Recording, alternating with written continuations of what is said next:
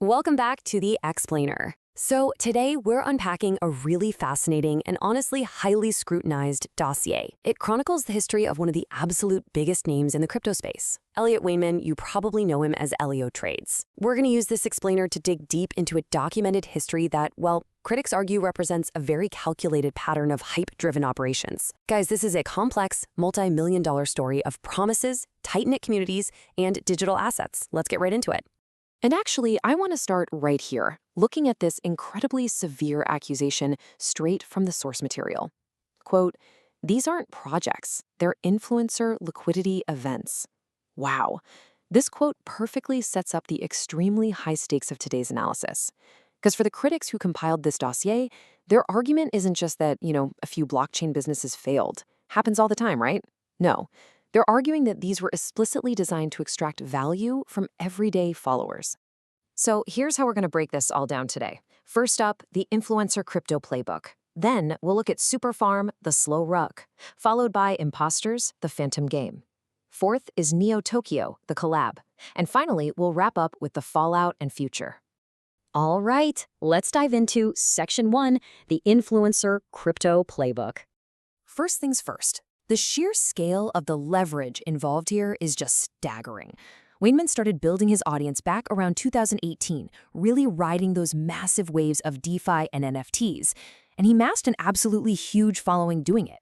We're talking over 600,000 subscribers on YouTube and roughly 870,000 followers on X. Now, in the crypto space, we all know attention is currency, and detractors argue that this massive, super loyal audience gave him the exact leverage needed to pull off the operations we're about to explore. So according to multiple YouTube exposés and community watchdogs, this alleged grifter's playbook follows 4 really distinct steps. Step 1, use that giant reach to build intense FOMO, the classic fear of missing out around a brand new project. Step 2 is pump the asset, basically driving up token or NFT prices through heavy promotion and sky-high minting fees. Then, step 3, let it fizzle or dump. This is where critics allege the team extracts the value while just kind of delivering betas that lead absolutely nowhere.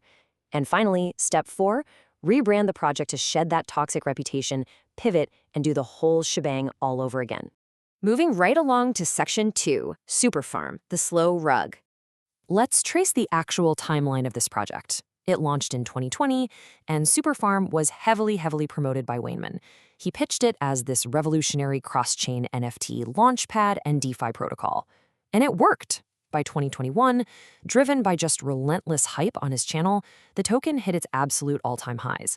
But, as delivery started to lag and the broader market shifted, the project underwent a pretty major pivot. Between 2022 and 2023, it rebranded completely, changing its name to Superverse. But here is the crucial point. Just look at this staggering number, 97%. That's the percentage drop the super token experienced from its all-time highs. Now, obviously, crypto is notoriously volatile, right? We all know that. But critics point to this massive financial collapse as proof of the devastating impact on early buyers, the people who bought into all that hype. And they contrast that sharply with the millions in value allegedly extracted by the founders right at the very top of the market. As you might expect, the backlash from the community was incredibly intense. According to the dossier and these massive Reddit threads, some of which, by the way, explicitly labeled this the biggest fraud in crypto, the grievances were highly specific. Users were circulating proof of wallets allegedly dumping holdings like clockwork every 30 minutes. They argued the project ultimately delivered a tiny fraction of the utility it originally promised. And to make matters worse, it's alleged that admins actively suppressed any criticism, outright banning frustrated holders on platforms like Reddit. Which brings us to the concept of a rebranding scam. When Superfarm pivoted to Superverse and eventually integrated stuff like the Gigamart Marketplace, Wainman supporters probably just saw it as, adapting to a tough market. But detractors, they view this as a textbook tactic. By changing the name, critics argue the founders basically get to escape the heavy baggage of their past failures. It sort of silences the old complaints while letting them continue to extract ecosystem fees from whoever's left in the community. Okay, Section 3, Imposters, the phantom game. This one is a wild ride. Wainman originally pitched Imposters as the ultimate game, the one that would finally onboard millions of everyday normies into Web3. It was hyped up as this revolutionary blockchain-powered version of Among Us. Massive metaverse ambitions, user-generated content, play-to-earn mechanics, the whole 9 yards. But the reality? According to critics, it ended up being just lingering vaporware, completely filled with depreciated assets. If we take a closer look at the exact tactics used during that initial hype phase, you can see step 2 of that playbook we talked about in full swing. To get in early, users were paying absolute premium prices for Genesis NFTs. And interestingly, those high whitelist prices, they were often paid using the super token, which effectively propped up Wainman's broader superfarm ecosystem at the same time. They ran closed playtests back in 2022, mostly for optics, and published these massive, sprawling roadmap promises just to keep the capital and the excitement flowing in. But flash forward years later, into 2025 and 2026, and that promised gaming revolution just never materialized. Now, the website does technically still exist today, and it still mentions Genesis items, but the project completely failed to achieve any sort of mainstream success or build a meaningful player economy. The community was just left holding depreciated assets, popping up on social media constantly to ask, hey, whatever happened to imposters? Critics maintain that, sure, it might technically be alive in name, but it died a long time ago as the game-changing product it was sold as. This brings us to Section 4, Neo Tokyo, the collab. Back in October of 2021, literally the absolute peak of the NFT craze, Elliot Wainman teamed up with another absolute giant in the space, Alex Becker. Together, they launched Neo Tokyo Citizens. Now, this wasn't pitched as some quick flip. No, it was marketed as a highly elite, token-gated community. They basically called it a Soho house for crypto gaming builders and investors. It was this incredibly ambitious, super long-term metaverse play centered entirely around composite NFTs and a proprietary token.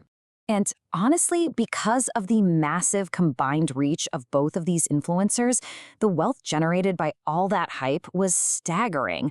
Look at this. Neo Tokyo peaked with a market capitalization of roughly $65 million. I mean, it really emphasizes just how much capital everyday investors were willing to just pour into a project when two heavily trusted, massive YouTube voices told them, hey, this is the future of the internet.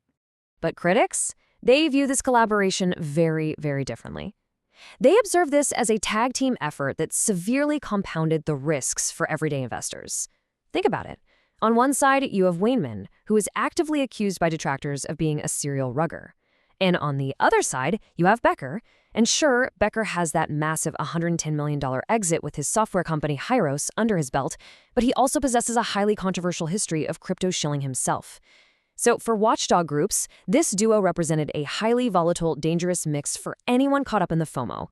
Which leads us nicely into Section 5, the fallout and future. So where do things stand as of 2026? Well, the landscape has definitely shifted, but those shadows remain. Wainman is actually still active right now, currently building brand new decentralized exchanges called Black Hole DEX and Supernova DEX. Neo Tokyo has surprisingly been kept somewhat alive through a bunch of expansions, mostly led by Becker. But here's the thing, those burned communities, they absolutely have not forgotten.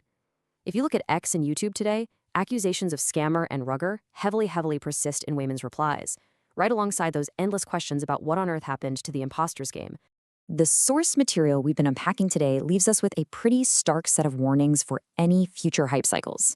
The dossier's core takeaways are crystal clear. You absolutely must do your own research. You really should treat influencer-backed Web3 gaming and NFTs not as smart investments, but as high-risk gambling, period. And most importantly, when you see that hype machine spooling up again for the next big AI coin or the next flashy decentralized exchange, you should probably assume that history is about to repeat itself. Which leaves us with this final, incredibly important question. The next time a massive influencer promises you the literal future of technology, ask yourself, is it a revolution, or is it just another liquidity event? I really want you to keep that critical evaluation in mind as you navigate the space. Thank you so much for joining me on this deep dive, and I'll see you in the next explainer.